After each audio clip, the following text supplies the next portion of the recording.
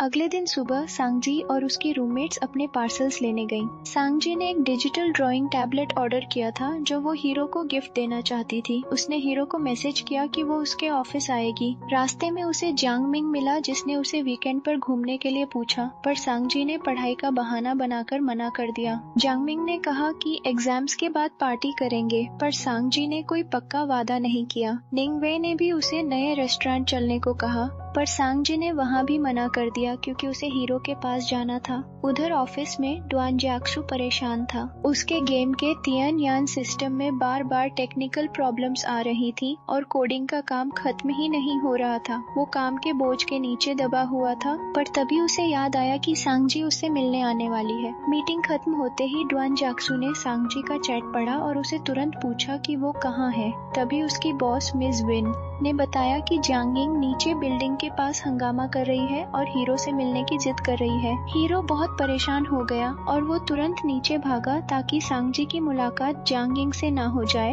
वरना उसे चोट पहुंच सकती थी। खुशकिस्मती से वो सांगजी से मिल गया और उसे बिल्डिंग की दूसरी तरफ ले गया। उसने गुस्से में पूछा, फोन क्यों नहीं उठाया? सांगजी ने कहा, बैटरी खत्म हो गई थी। हीरो ने उसे सख्ती से समझाया कि अब से बिना बताए कभी मेरे घर या ऑफिस मत आना। हीरो ने ये बात उसकी हिफाजत के लिए कही थी, पर सांगजी को लगा कि हीरो उसे मिलना नहीं चाहता, जिस वजह से उसका दिल छोटा हो गया। सांगजी ने दुखी मन से अपना गिफ्ट निकाला, एक डिजिटल स्मार्ट पीप होल। उसने हीरो को समझाया कि इसे दरवाजे पर लगा लेना और फोन से कनेक्ट कर देना, ताकि अगर जियांगिंग घर आए तो उसे पहले ही पता चल जाए। समझाने के बाद वो बिना बाय बोले वहाँ से निकल गई क्योंकि वो अंदर से बहुत नाराज थी। अगले दिन मिस विन ने हीरो से कहा कि जियांगिंग रोज ऑफिस आकर तमाशा करती है और उसने हीरो की जान नहीं छोड़ी है। उन्होंने कहा कि कल अच्छा हुआ जो सांगजी उससे नहीं मिली, वरना पता नहीं क्या होता। हीरो चुपचाप सुनता रहा और अपने काम पर चला गया, पर उसके दिमाग में वही सब चल रहा था। सांगजी लाइब्रेरी में दोस्तों के साथ पढ़ने गई क्योंकि एग्जाम्स पास थे,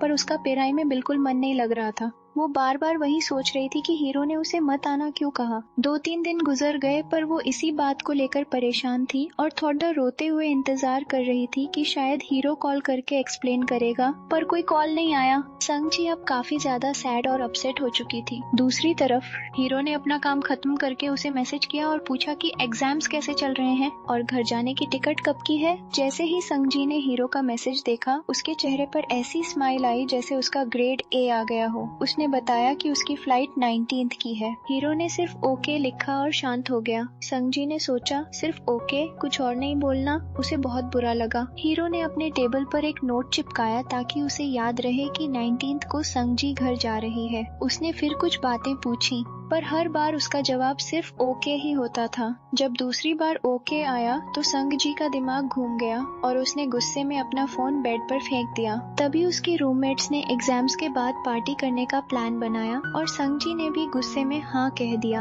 एग्जाम्स खत्म होते ही सारी लड़कियां पार्टी करने बार पहुंच गईं। सब लोग खुशी खुशी ड्रिंक कर रहे थे और एंजॉय कर रहे थे। सांगजी, जो पहले से ही हीरो से नाराज और दुखी थी, वो भी दोस्तों के साथ महफिल में शामिल हो गई। उसका दिल अब भी हीरो की बातों में अटका था, पर वो चाहती थी कि वो ये सब भूलकर अपनी कॉलेज लाइफ एंजॉय करे। पर क्या वो वैसे ही भूल पाएगी जैसे हीरो ने उसे ओके बोलकर इग्नोर किया था? ये तो आगे ही पता चलेगा, पर फिलहाल वो पार्टी के माहौल में पूरी तरह डूब चुकी थी। सांगजी ने काफी ज्यादा पी ली थी और अल्कोहल की वजह से वो लड़ी रही थी। उधर स्टेज पर जियांग मिंग उसके लिए एक रोमांटिक गाना गा रहा था, पर नशे में धुत सांगजी ने अपना सिर नीचे किया हुआ था और वो कुछ नहीं सुन रही थी। तभी डुआन जियाक्सु का कॉल आया और उसने पूछा कि वो कहाँ है। बैकग्राउंड में गाने की आवाज सुनकर हीरो समझ गया कि वो किसी बार में है। सांगजी ने बिना सोचे बार का नाम बता दिया और हीरो ने उसे वहीं रुकने को कहा। सांगजी लड़खड़ाते हुए बाहर आई और वहां बैठ गई।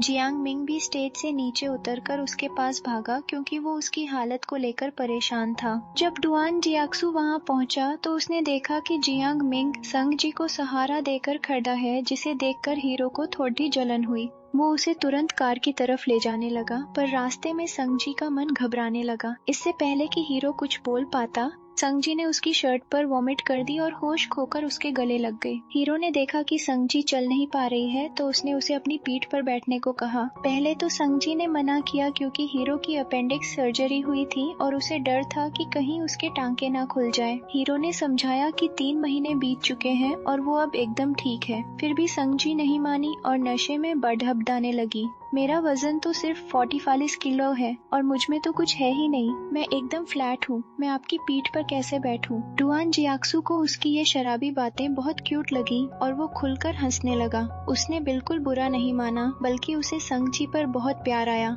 आखिर में उसने उसे मना ही लिया और उसे अपनी पीठ पर बिठाकर कार की तरफ निकल पड़ा। रास्ते में संगजी ने अपनी पीठ पर बैठे बैठे वो राज खोला जो उसने कब से दिल में दबाया था। उसने रोते हुए कहा कि वो किसी को बहुत पसंद करती है पर वो बंदा उसे पसंद नहीं करता। हीरो ने बार बार पूछा कि वो लड़का कौन है, पर संगजी सिर्फ रोती रही। संगजी की सिसकियां सुनकर डुआन जियाक्सू का दिल भी टूटने लगा, क्योंकि अब वो भी संगजी को लेकर सीरियस होने लगा था। उसे दुख हो रहा था कि संगजी किसी और के लिए रो रही है, जबकि वो लड़का खुद हीरो ही था। जब उसने पूछा कि क्या वो लड़का उसके साथ अच्छा है, तो संगजी बोली, वो मेरे साथ बहुत अच्छा है, पर वो सबके साथ ही अच्छा है। वो तो एक सेंट्रल एसी की तरह है जो सबको ठंडक देता है। ये बोलकर वो फटफट कर रोने लगी। हीरो ने उसे एडवाइस दी, ऐसे लड़के को पसंद करना छोड़ दो। संगजी ने कुछ नहीं कहा और उसके कंधे पर मुंह छुपाकर रोती रही। हीरो ने संगजी को हॉस्टल छोड़ा, पर वो कार में ही सो चुकी थी। सोती हुई संगजी को देखकर हीरो ने धीरे से कहा, तो तुम्हें ऐसे लड़के पसंद है? क्या मैं भी वैसा बन जाऊं? मैं वैसा ही बनूंगा जैसा वो है, पर सिर्फ तुम्हारे लिए अच्छा रहूंगा, क्योंकि मैं तुम्हें किसी और के भरोसे नहीं छोड़ सकता। कि उसने सोचा कि उनकी उम्र में भी ज्यादा फर्क नहीं है, दोनों 20s में हैं। अगर वो उसे भाई बहन के रिश्ते से हटकर पसंद करने लगे तो इसमें कुछ गलत नहीं है। उसने अपना हाथ बढ़ाया ताकि वो उसके चेहरे को सहला सके, पर फिर उसने तुरंत अपना हाथ पीछे खींच लिया और अपने जज्बातों को कंट्रोल किया। अगले दिन सुबह जब संगजी की नींद खुली तो उसे कार वाली सारी बातें धुंधली याद आ रही थी। उसे याद था कि हीरो ने कार में उससे कुछ कहा था, पर वो लाख कोशिश करने पर भी याद नहीं कर पा रही थी कि वो क्या था। वो वही सोचकर परेशान हो रही थी, तभी उसके फोन पर डुआन जियाक्सू का मैसेज आया। हीरो ने लिखा था कि वो उसे लेने आ रहा है ताकि वो उसे एयरपोर्ट छोड़ सके। संगजी का दिल फिर से जोर से धड़कने लगा, ये सोचकर कि क्या अब उनका रिश्ता बदल जाएगा या सब पहले जैसा ही रहेगा। संगजी ने जब मैसेज देखा तो उसका मन किया कि जमीन फट जाए और वो उसमें समा जाए। उसे थोड़ा थोड़ा याद आ रहा था कि कल रात उसने हीरो की शर्ट पर वॉमिट कर दी थी और ऊपर से ब्रेस्ट साइज और फ्लैट चेस्ट जैसी बेहुदा बातें भी उससे कर दी थी। जब वो नहाकर तैयार होने के लिए उठी तो उसकी रूममेट्स ने उसे चिढ़ाना शुरू कर दिया, क्योंकि कल रात डुआन जियाक्सू ने उसे हॉस्टल छोड़ा था और सबने उसे देख लिया था। रूममेट्स ने मजे लिए और उसे चीयर किया, पर संगजी ने सब बातों को टाल दिया।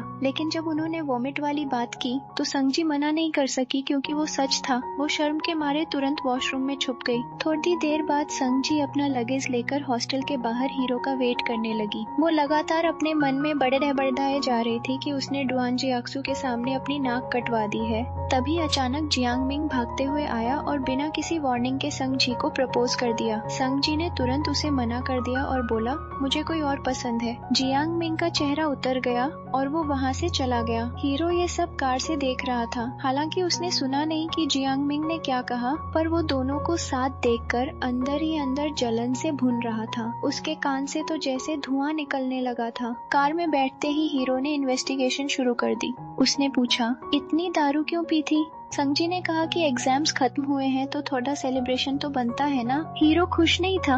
उसने सीधा जियांग मिंग के बारे में पूछा, क्या वही लड़का है जिसे तुम पसंद करती हो? संगजी चुप रही और बाहर देखने लगी, क्योंकि उसे डर था कि कहीं उसका राज खुल ना जाए। हीरो ने चिढ़ाते हुए पूछा, क्या वो अन्य सी मेहंदी वाला लड़का तुम्हारा रूममेट है? संगजी ने सफाई दी कि वो बस दूसरे डिपार्टमेंट का दोस्त है और उसे सिर्फ छोड़ने आया था। फिर हीरो ने पूछा, तो तुम्हारा ड्रीम बॉय कैसा होना चाहिए? संगजी ने कहा, बस एक मैनली बंदा हो, बिना मसल्स वाला, जो सबका ख्याल रखे। हीरो बोला, ये तो किसी गुंडे की डिस्क्रिप्शन लग रही है। संगजी को गुस्सा आया। उसने कहा, नहीं, वो कोई ठग नहीं है। फिर उसने बात पलटने के लिए हीरो को अल्कोहल एडिक्ट बोल दिया। हीरो ने पलटकर जवाब दिया, मैं 20 साल से रह रहा हूँ, मैंने आज तक ऐसा एडिक्टिव बंदा नहीं देखा। संगजी ने मन में सोचा, अगर आपको देखना है कि मेरा क्रश कैसा दिखता है तो जाकर आईना देख लो। फिर उसने हीरो से पूछा, आप 20 साल के हो गए, आपने गर्लफ्रेंड क्यों नहीं बनाई? हीरो हीरो ने कहा, मेरे पास टाइम कहाँ है, तुम ही कोई लड्डू ढूंढ दो। संगजी ने कहा, मेरी सारी फ्रेंड्स तो मेरी उम्र की हैं, मैं कैसे मिलवाऊं? हीरो ने शर्माते हुए कहा, वो भी चलेगा, मुझे कोई प्रॉब्लम नहीं है। संगजी सोच में पड़ी रह गई कि क्या ये बंदा उसके साथ फ्लर्टिंग कर रहा है। आखिर में संगजी अपने घर नानवू पहुंच गई, जहां उसका भाई संगयान उसे लेने आया था। जैसे ही कार रुकी, उसने देखा कि मम्मी पापा दरवाजे पर बड़े एक्साइटेड होकर खड़े हैं। वो भागते हुए उनके गले लग गई। मम्मी पापा ने उसे तुरंत लाड प्यार दिखाना शुरू कर दिया और बोला कि उसके लिए बड़े बड़े फ्रेश स्ट्रॉबेरीज और उसकी फेवरेट डिश बनाई है। सब लोग संगयान को तो भूल ही गए। संगयान मजाक में बोला, लो लिटिल प्रिंसेस वापस आ गई और मैं इस घर का परमानेंट नौकर बन गया। डिनर के वक्त संगजी ने सबको न्यू ईयर गिफ्ट्स दिए।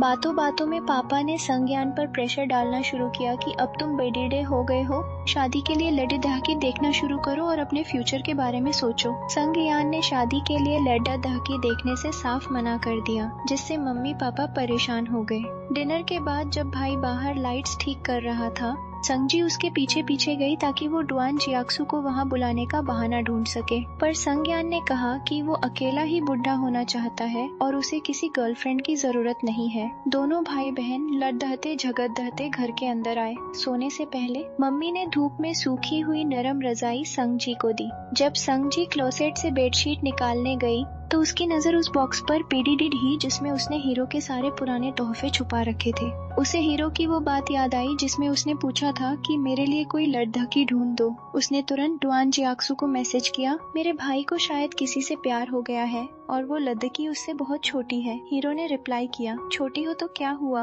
बस एडल्ट या कॉलेज में होनी चाहिए। फिर हीरो ने सोचा कि संगजी दूसरों के लिए तो ओके है, पर क्या वो खुद के लिए इतना एज गैप एक्सेप्ट कर पाएगी? अगले दिन हीरो अपने पुराने रूममेट कियान फेई से मिला। कियान फेई ने पूछा, तेरी वो सानू का क्या हाल है? हीरो ने बताया कि उसे कोई पसंद है। कियान फेई ने फौरन एनालिसिस शुरू कर दिया और पूछा कि उस लेडी डी डहके की क्वालिटीज क्या है। जब हीरो ने संगजी वाली ड्रीम बॉय डिस्क्रिप्शन बताई तो कियान फेई चिल्लाकर बोला, अरे ये तो बिल्कुल तेरे जैसा है, एक एक बात तुझसे मिलती है। हीरो ने कहा कि ये नामुमकिन है, पर कियान फेई ने अपने एक्सपीरियंस से समझाया, लड़कियां अक्सर ऐसा ही करती हैं। वो असली पसंद छुपाने के लिए दूसरे का नाम लेती हैं, पर क्वालिटीज उसी की बताती हैं जिसे वो पसंद करती है। ये इसका मतलब साफ था कि वो मिस्टीरियस गाय कोई और नहीं बल्कि डुआन जियाक्सू खुद था। और इसी के साथ ये एपिसोड यही खत्म होता है। मिलते हैं इसके अगले एपिसोड में। तब तक के लिए चैनल को सब्सक्राइब करके अपना सपोर्ट बनाए रखें।